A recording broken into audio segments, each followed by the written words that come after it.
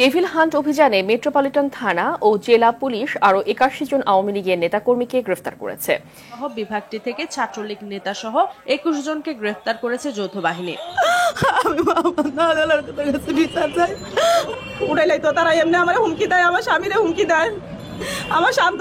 আসসালামু আলাইকুম দর্শক, আপনারা মূলত আমাদের ভিডিওতে ক্লিক করার আগে কিছু ভিডিও দেখতে পেয়েছেন। আসলে বুঝতেই পেরেছেন ভিডিওটা কতটা গুরুত্বপূর্ণ। ফুটেজগুলো দেখেই বুঝতে পেরেছেন। আমরা বেশি কথা না বলে আপনাদেরকে সরাসরি মূল পয়েন্টে নিয়ে যাব। আসলে মূল ঘটনা কি কি ঘটতেছে এগুলো যেটা না দেখলে আপনারা আসলে বুঝতে আপনাদের জন্য একটু কষ্ট হয়ে যাবে। তো অনুরোধ থাকলো সম্পূর্ণ বিষয় জানতে হলে না টেনে পুরো ভিডিও জুড়ে আমাদের সাথেই থাকবেন। তো চলুন। তারপরে কইতাছেন আমরা জানি না, কোনো আসামি আসেনি থানাতে।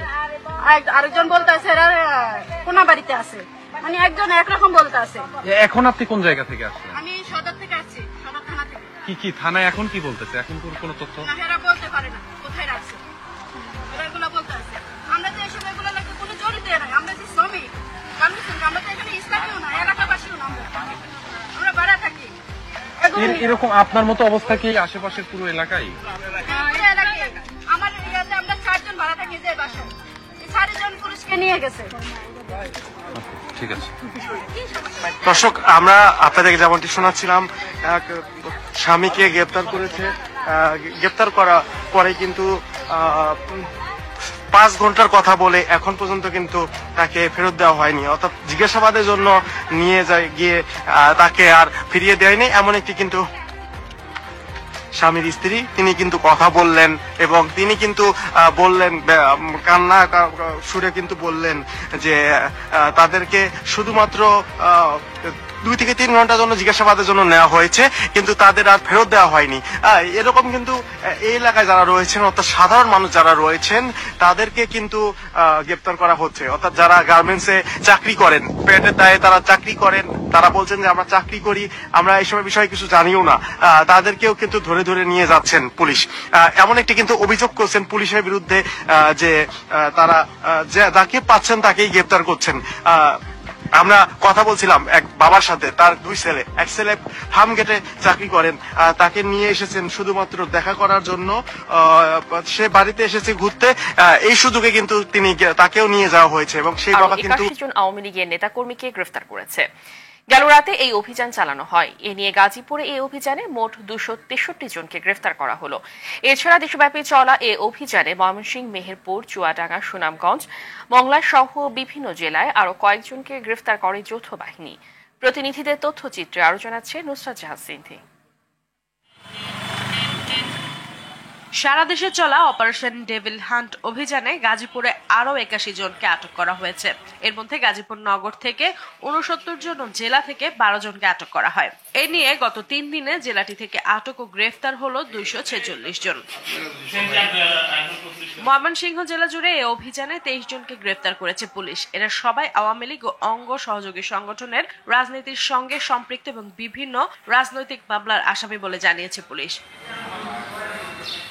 বাগেরহাটের মোংলায় রাতভর অভিযানে বিদেশি অস্ত্র ও গোলাবারুদ সহ ৮ জনকে আটক করেছে কোস্টগার্ড। চুয়াডাঙ্গায় গ্রেফতার করা হয়েছে ৯ জনকে। অপারেশন ডেভিল হান্টের ৩য় দিনে রংপুর নগরীর সহ বিভাগটি থেকে ছাত্রলীগ নেতা সহ ২১ জনকে গ্রেফতার করেছে যৌথ বাহিনী। মেহেরপুরের বিভিন্ন এলাকায় অভিযান চালিয়ে পৌরসভার সাবেক কাউন্সিলর সহ ৩ জনকে গ্রেফতার করা হয়েছে। ফেনীতে আওয়ামী লীগ ও সহযোগী সংগঠনের ৯ নেতাকর্মীকে গ্রেফতার করেছে আইন শৃঙ্খলা রক্ষা বাহিনী। দর্শক, ইতিমধ্যে আপনারা আমাদের স্ক্রিন থেকে মূলত যে ভিডিও ফুটেজ দেখতে পেয়েছেন, আরো একটা ভিডিও আমরা আপনাদেরকে দেখাবো। সর্বশেষ ভিডিওটা দেখলে এই বিষয়গুলো আরো খুব সহজেই আপনারা বুঝতে পারবেন। তো চলুন সর্বশেষ ভিডিওটা দেখাচ্ছি আমরা। ৭৬ বছরের লড়াই সংগ্রাম, আত্মত্যাগ এবং অর্জন পেরিয়ে বাংলাদেশ ছাত্রলীগকে এবারের প্রতিষ্ঠাবার্ষিকী পালন করতে হচ্ছে ভিন্ন এক বাস্তবতায়। মৃত্যুর মিছিলে যোগ হয়েছে অনেক কর্মীর নাম, কারাগারে রয়েছে হাজারো নেতাকর্মী। বাংলাদেশ ছাত্রলীগের লাখ লাখ নেতাকর্মী শিক্ষার মতো মৌলিক মানবাধিকার থেকে বঞ্চিত। সার্টিফিকেট বাতিল হচ্ছে, ছাত্রত্ব বাতিল হচ্ছে, বিভিন্ন ধরনের বেআইনি শাস্তির মুখোমুখি হতে হচ্ছে ছাত্রলীগের কর্মীদের। পরীক্ষা দিতে গিয়ে যেতে হচ্ছে কারাগারে, বাবার জানাজায় যাওয়ার সুযোগ হচ্ছে না, মা মৃত্যুর কোলে ঢলে পড়ছে জায়নামাজেই।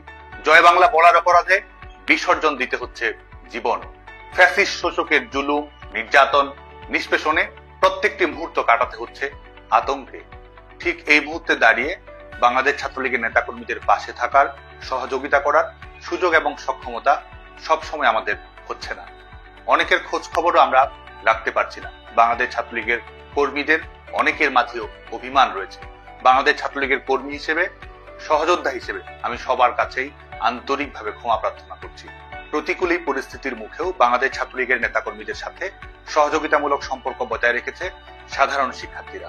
তাদের প্রিয় বন্ধু বা সহপাঠীর ক্লাস করার অধিকার, আবাসিক হলে থাকার অধিকার, পরীক্ষা দেওয়ার অধিকার, গণতান্ত্রিক অধিকারের ব্যাপারে সোচ্চার থেকেছে ছাত্র সমাজ। বাংলাদেশ ছাত্রলীগের পক্ষ থেকে তাদের সবার প্রতি আন্তরিক কৃতজ্ঞতা জানাচ্ছি। বাংলাদেশ ছাত্রলীগ একই সাথে যেমন অর্জনের কারিগর, ইতিহাসের নির্ধারক, শিক্ষার্থীদের বিশ্বস্ততার প্রিয় নাম, একই সঙ্গে এটি নির্দ্বিধায় আমি স্বীকার করি যে চলার পথে আমাদেরও ভুল ত্রুটি রয়েছে, সীমাবদ্ধতা রয়েছে। আমরা প্রতিজ্ঞা করছি অতীতের ভুল ত্রুটি, সীমাবদ্ধতা অতিক্রম এবং সংশোধন করেই বাংলাদেশ ছাত্রলীগ আগামীতে তারুণ্যের স্বপ্ন পূরণের জন্য, শিক্ষার অধিকারের জন্য, মৌলিক মানবাধিকারের জন্য, গণতন্ত্রের জন্য লড়াই অব্যাহত রাখবে। তো কোটা সংস্কার আন্দোলনে বাংলাদেশ ছাত্রলীগ দায়িত্বশীল ভূমিকা পালন করার চেষ্টা করেছে।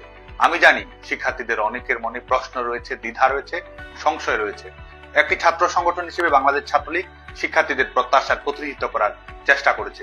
কোটা সংস্কারের দাবিতে আমরা মিছিল করেছি, সমাবেশ করেছি, প্রেস কনফারেন্সে আমাদের বক্তব্য তুলে ধরেছি।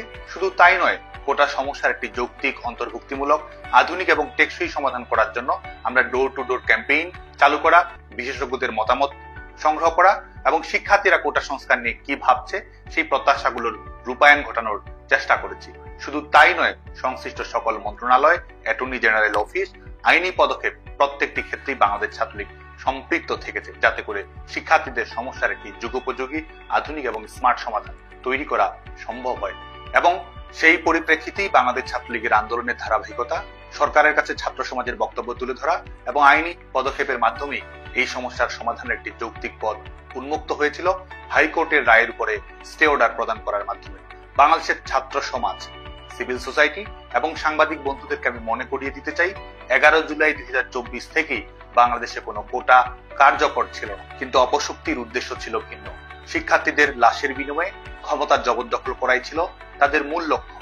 এই লক্ষ্যেই তারা পরিকল্পিত সন্ত্রাস ঘটিয়েছে, শিক্ষার্থীদের অভ্যন্তরে প্রবেশ করে তাদের বুকে গুলি চালিয়েছে এবং পরিকল্পিতভাবে তার দায় সরকারের উপর চাপিয়ে দেওয়ার চেষ্টা করেছে।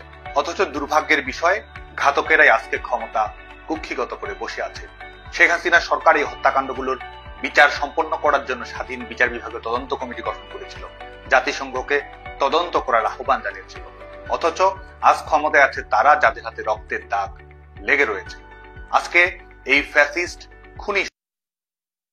দর্শক, সর্বশেষ যে ভিডিও, এটা ইতিমধ্যে আপনারা দেখতে পেয়েছেন। বিশেষ করে বিভিন্ন জায়গায় যে অভিযান চালানো হচ্ছে, অভিযানের মাধ্যমে বড় বড় অপরাধী এবং যে যারা মূলত এর সাথে জড়িত ছিল তাদেরকে আইনের আওতায় আনা হয়েছে, এটাই কিন্তু আমরা দেখতে পেয়েছি। এবং যে ভিডিও দুইটা দেখতে পেয়েছেন, এই ভিডিও সম্পর্কেও আপনাদের মতামত জানাবেন। ভালো